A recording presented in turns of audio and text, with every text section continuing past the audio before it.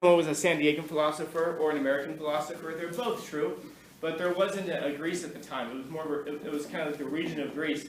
Each city was its own state. They weren't unified yet into a country. So, properly speaking, he's an Athenian, and he's famous for that Socratic method. And I mentioned that he fought for the Athenians, and he defected to Sparta, and then to Persia, and then back to Athens. So his friend Alcibiades, that becomes important later. It isn't so much important for his philosophy as it is important for his execution. Did I get this far with you guys? Okay, good.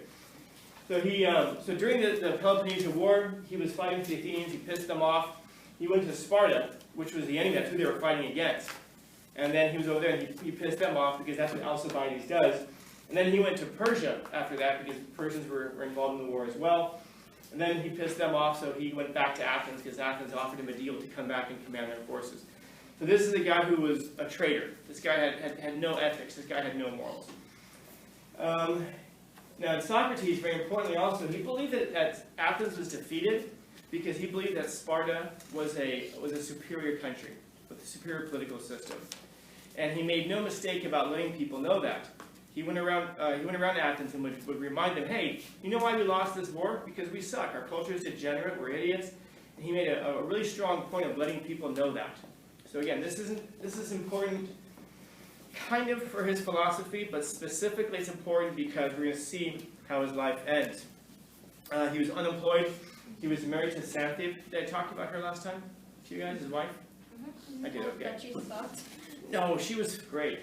She has a reputation for being a terrible wife, but that was just because she expected him to fulfill his responsibilities at home.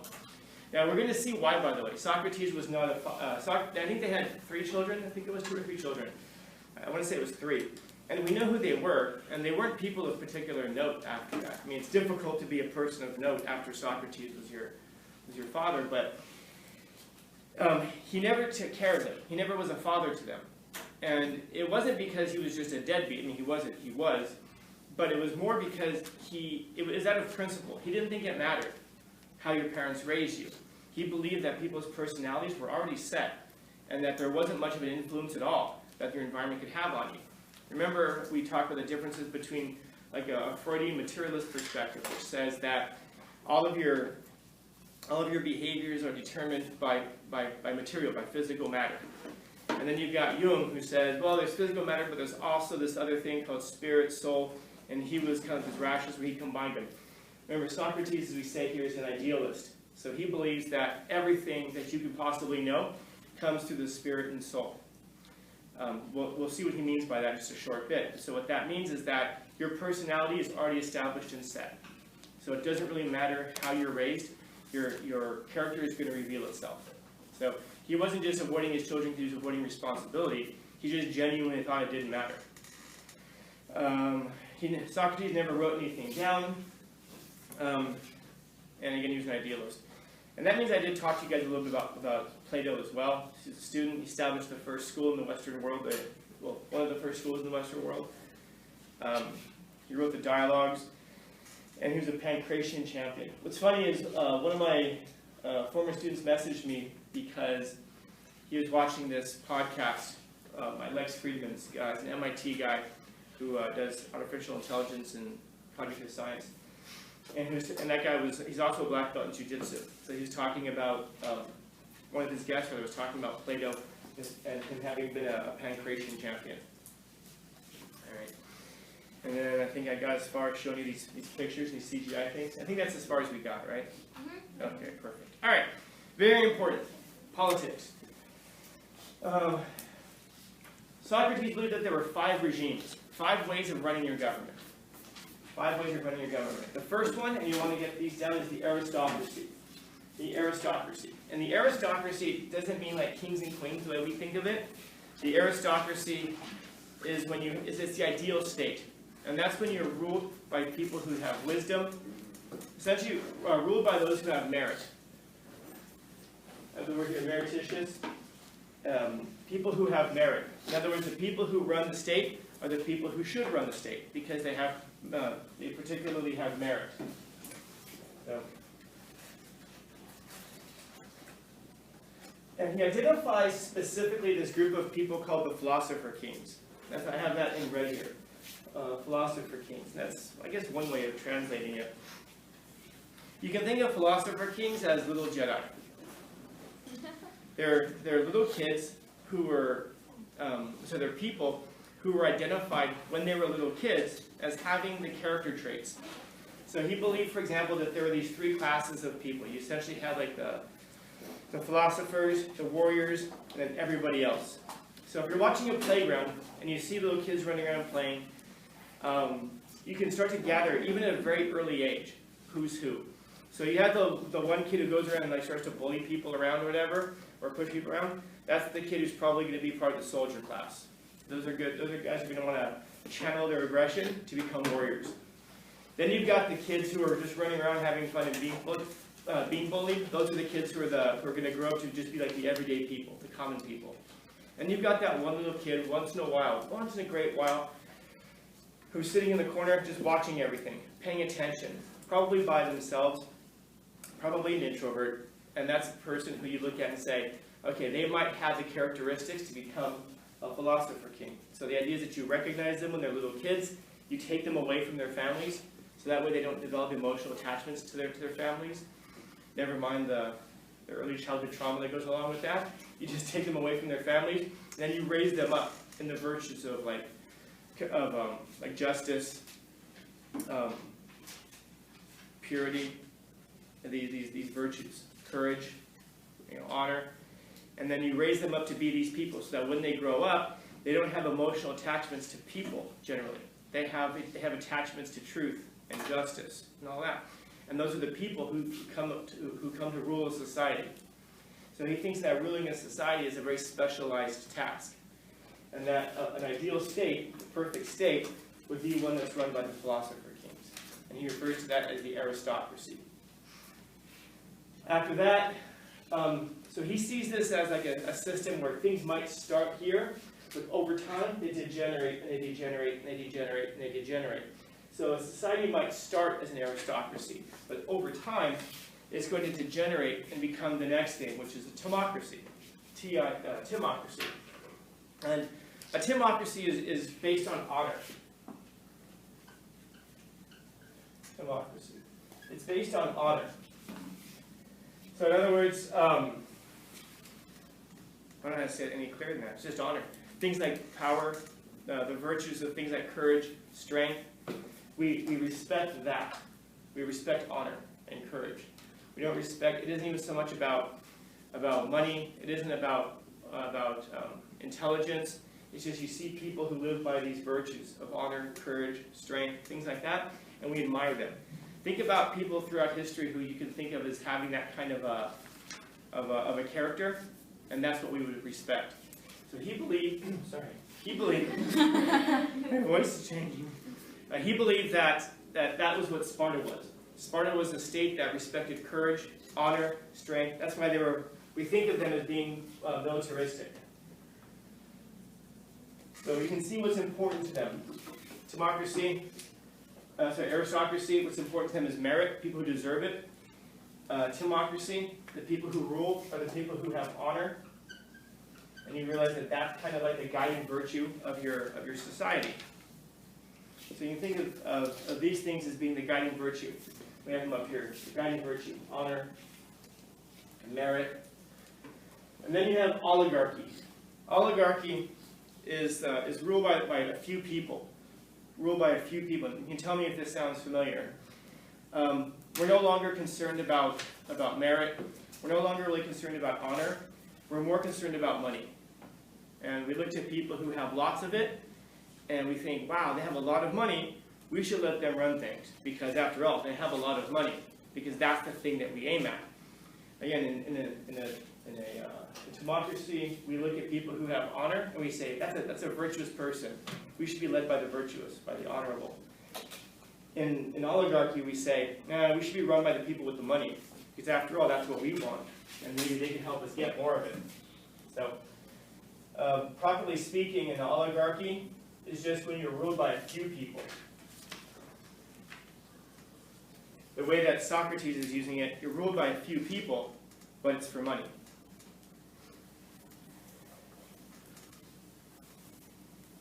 The state's run by the wealthy. After that, we have democracy. Democracy. And that's what we think of as our system as being. Democracy. And democracy is based more on freedom and masses. So you have groups of people. And what that means is that you're being run by the uneducated masses. I mean, you can think about it, think about the smartest person you know, and then think about the dumbest person you know. Or I shouldn't even say dumbest. You could think of the dumbest, but also you could think of the person who's the least informed about the world. The smartest, most informed person you know, and the dumbest, least informed person you know. In a democracy, both of their votes count for the same. That's a problem as far as Socrates is concerned. Because then people don't vote, because people don't have honor, because they don't have wealth, they're jealous of the people who do, because they don't have merit, they vote based off of their self-interests. Not the interests of the society, not the interests of the state or of everybody, but for themselves. And because you have far more unwise people in a society than you have wise people, the unwise are able to overrule the wise. And then you've got, so essentially you have the masses tyrannizing the few. So you go from aristocracy to democracy, oligarchy to democracy. And in democracy, on the right, masses, what that means is that in that kind of a society, we just say, well, what makes things right and wrong? Well, lots of people. So if a lot of people think something is good, then we think it's good. If a lot of people think it's bad, then we think it's bad. So democracies are easy to manipulate because, for example, we can see our society. You're able to get, if you can make it look like a lot of people are against something, then you can make a lot of people against it. If you can make it sound like only a few kind of extremists are in favor of something, then you can make a position sound like it's extreme. It doesn't matter if a position is extreme or not. If it's right, it's right. It doesn't matter if lots of people are in favor of something or against it, because you don't look to the masses for your answers under aristocracy. An example I can think of is, it's a long time ago now, man, but we used to have a governor in California named Gray Davis. Don't even quote me on the years, but you can look at it. If you guys were alive, when Schwarzenegger was governor, any of you guys remember that? Hear about that? Yeah. Arnold Schwarzenegger was governor. And the way he became governor was that we had a governor named Gray Davis. Gray Davis gave a State of the Union address, a State of the State address, in which he talked about California's finances and said, everything is great. Everything is outstanding. I think he said that we had a $30 billion surplus. He indicated that we had a large surplus. And then the election came, he won re-election, and then about a month and a half or so after the election, he said, hey, our numbers were off. We don't have a $30 billion surplus or whatever it was. We actually have a $42 billion deficit. So the accounting was just a little bit off. So we're going to have to make cuts. And he proposed having 10% cuts to everything, education, fire protection, police, everything from the state, 10% across the board cut. Did he know before the election that we were upside down by $42 billion? Yes. Turns out he knew that. But he lied to people because he just wanted to get reelected. So there was a recall election held in which people said, no, we want to kick him out of office. He was kicked out of office for that. And then that's how Schwarzenegger became governor. It was during a recall election. Now, during that same election, when we kicked the governor out for lying to us and actually having a $42 billion deficit in the same election, California voted to approve a high-speed rail project that they said on the ballot was going to cost the state $45 billion. As of today, it still isn't built. We've spent $100 billion on it. It was supposed to connect Los Angeles to San Francisco, and it was supposed to be high speed. The people who were against it said, it won't be high speed because you have to have different rails for that.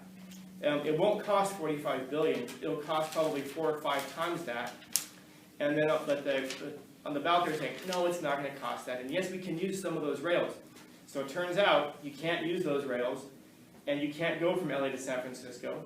And it's going to cost about $200 billion when they're done with it, but it'll do less than half of what they promised in the original case.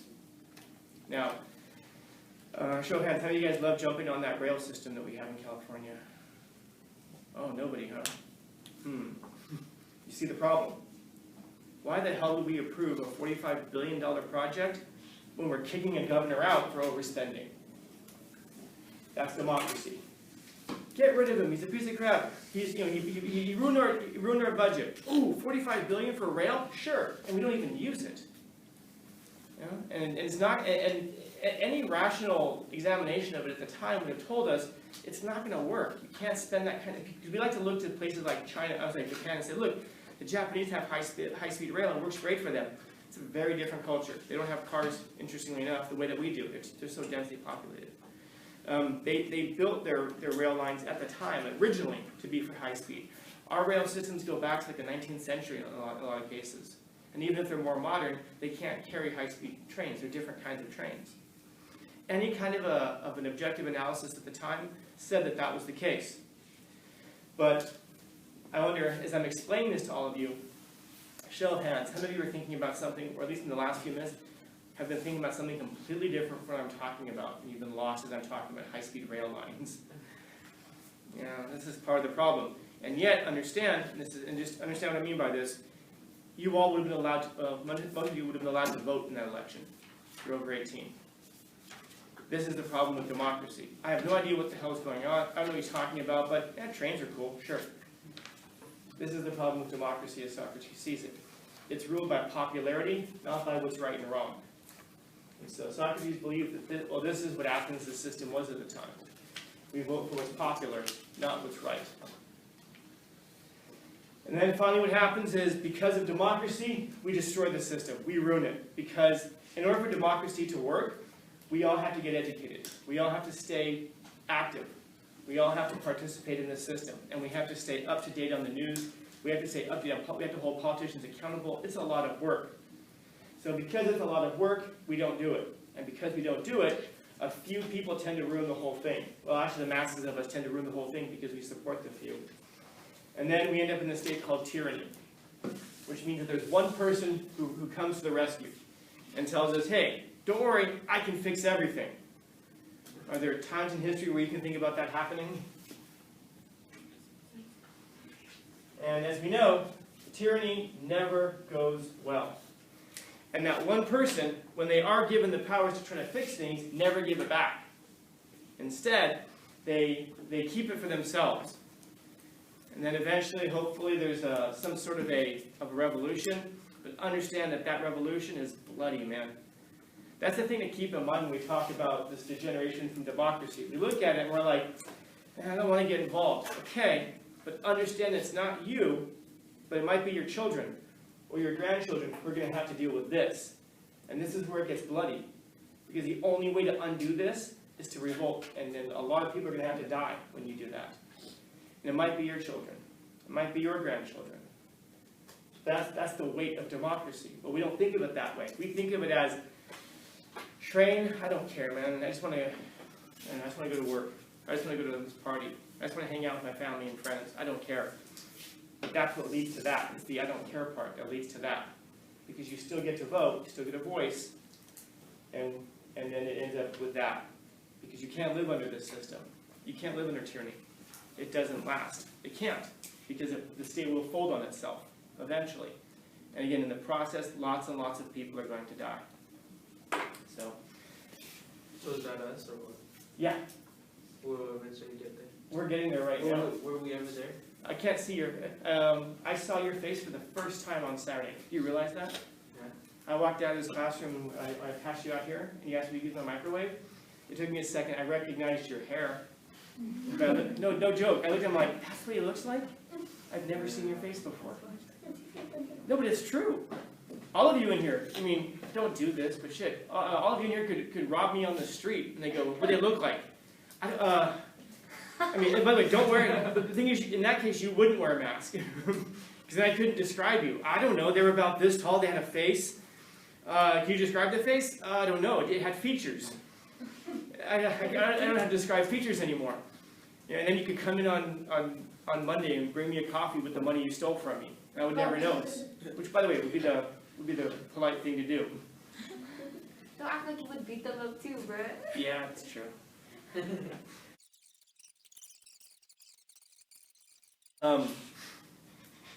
Yeah, the point is that it doesn't take very much at all to get right here. Yes? So what happens after? Like, do we go back to it? So, good question. So afterwards it goes back to something higher up, but it cycles through. So it might become this. And that's one of the things that makes this so dangerous, because we might think, well, if we get rid of this, we go back to this. Maybe. Maybe. You might end up over here, which is what happens with Sparta. Sparta was never here. Sparta went from a tyranny up to here, back to this. If that makes sense. Sometimes you may end up here, but probably not. Because when you have a revolution, people think like, oh, things are going to be so much better after the revolution. No, they're not. When in history do we ever have an example of that? You will not find it. There is no example of a society after a revolution suddenly becoming prosperous. You destroy all the systems that are in there, that are in place. And while you're rebuilding them, the rest of the world is marching forward. And you're falling further and further behind in competition. It's silly when and we'll be promised this sometimes. Like, after the revolution, things will be so much better. Yeah, maybe in like 2 or 3 generations, maybe.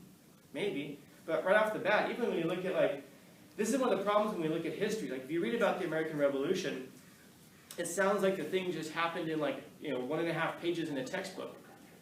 But the thing took almost 10 years.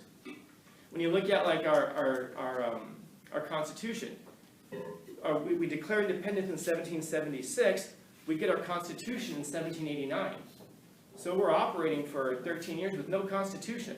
We have no laws. Everything is just kind of like, hey man, be cool and I'll be cool. We didn't have a currency system. People used to print their own money. Benjamin Franklin used to print his own money. And it was just, hey, I got some money in the bank. Here, let me print some money that represents the money I have in the bank. It was chaos. People starved. Well, not so much in an agrarian society. But things are chaos, man, for a while after a revolution. And if a society ever recovers, and when you look, by the way, at countries that dominate the world right now, they're countries that haven't had a revolution in a long time.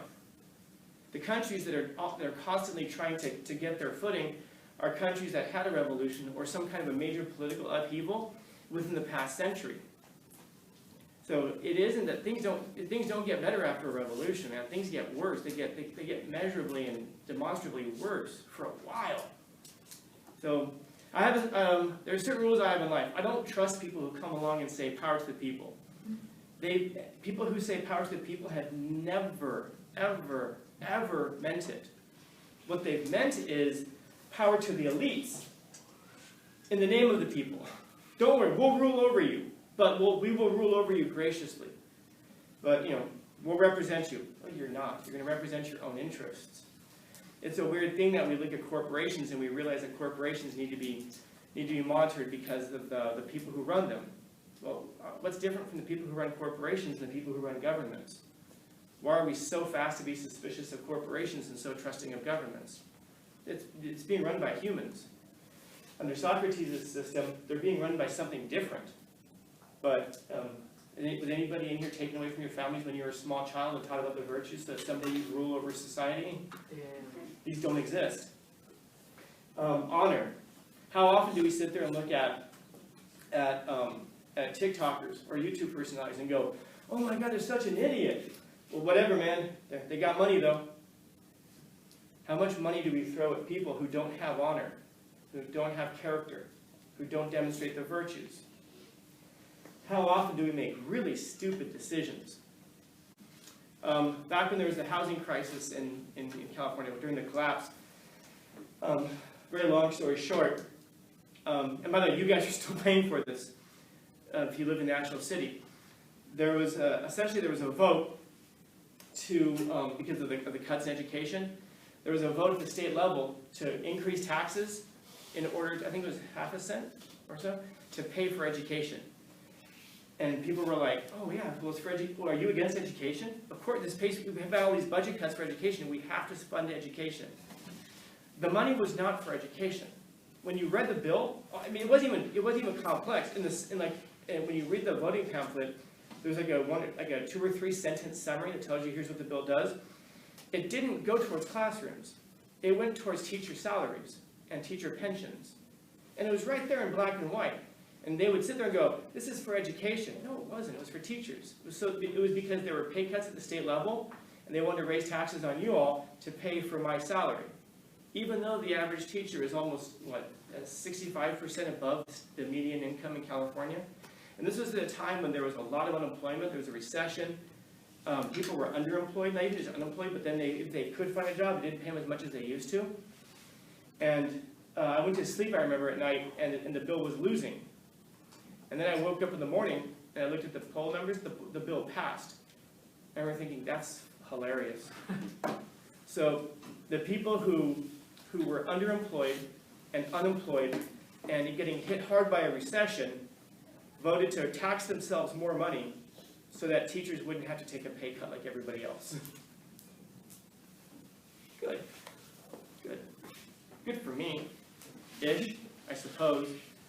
But that's, if I have honor, I would tell people, don't vote for this. This is really bad for everybody else. It's immoral to take money from you to give it to me. But that's if we had honor. But we don't. We said we have honor, but we don't. We point to money. Well, if it makes money, it's good, right? No. No, that's this right here. And this is where we were for quite a while. And then we devolved into this because we have so much money. How about this? We have so much money, you can afford not to get involved in politics. We think of it a lot of times the other way around.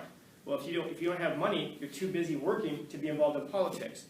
No, if you have so much money, you have so much television, so many Xboxes, so many vacations, so many other things that you'd rather be doing than getting involved in boring politics. Don't worry about it. We'll take care of it. Power to the people. We will rule on your behalf.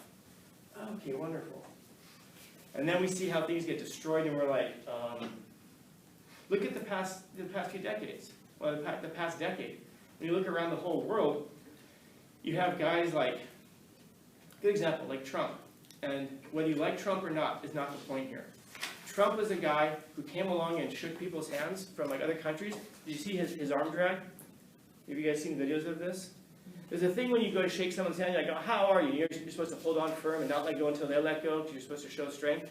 There's a thing that Trump does where he goes and shakes. I'm talking about like the president of France. He shakes his hand, like, and arm drags him in. And the guy like goes off balance. He does stuff like this. Why? Because he's powerful. Because he sends that message of strength. This is why people liked him. I know we like to say, well, he was a racist, he was a piece of maybe. But the people who voted for him didn't look at him and say, he's a racist, I like that, I'm voting for him. People who saw him said, he's a guy who's worth billions, so he can say whatever he wants to say, and he doesn't have to apologize. You notice that every time he said something crazier, people got more behind him? That's because people are tired of being told what to say, what to do. They saw this guy who was arm-dragging foreign leaders. This was a guy who refused to apologize for anything. This was a guy who, whether you like him or not, emanated everything about strength. You guys know Vladimir Putin, guy from Russia? This is a guy who exudes everything strength-wise. When you look around the world in the past decade, you saw the rise of all of these leaders. And that doesn't mean that we're there yet, but that means that we're primed for it, because we're respecting a person who can take control over everybody else. So when you ask that question, are we there yet? We're right there right now. And you see how bad things are right now? We're so terrified of a virus we can't see. Don't we all just wish that somebody would come in and take control?